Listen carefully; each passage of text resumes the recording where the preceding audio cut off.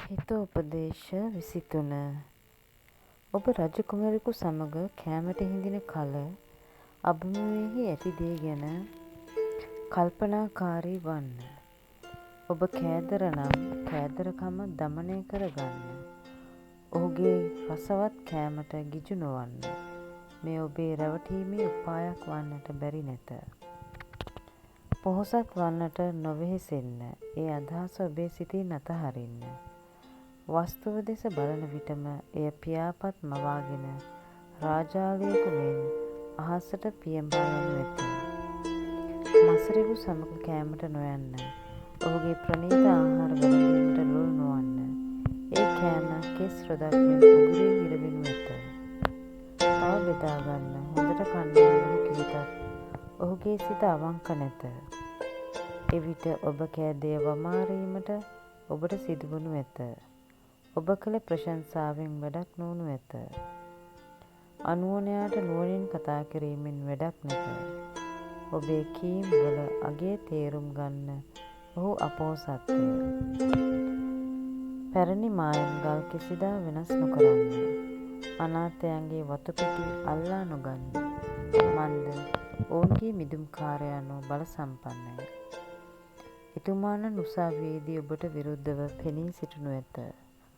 ඔබේ සිත විනයටද ඔබේ කන් ප්‍රඥාවටද යොමු කරන්න.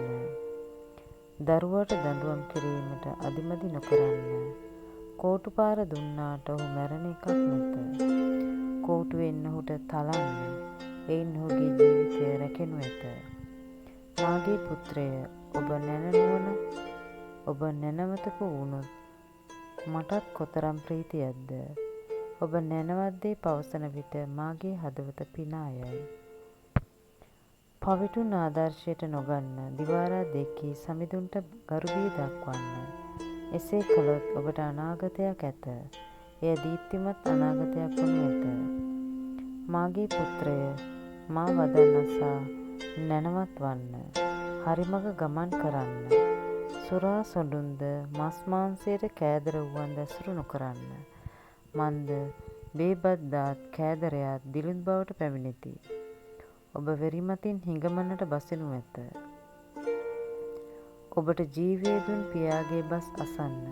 මහලු වියට පත් ඔබේ මව සුළු නොකරන්න. සත්‍යයද ප්‍රඥාවද උගත්කමද නැණ නුවණද මිලදී ගන්න. ගත් පසු ඒවා කිසිම දාක නොවිකුණන්න. දැහැමි පුතෙකුගෙන් ප්‍රියාට ප්‍රීතිය ඇත. පියාට ප්‍රීතිය ඇත. නැනවත් පුතෙකු ඇති පියා සතුටින් පිනා යයි. ඔබේ පියාටද මවටද ආඩම්බරයක් වන්න. ඔබගේ වැදූ මවට ඒ ප්‍රීතිය දෙන්න.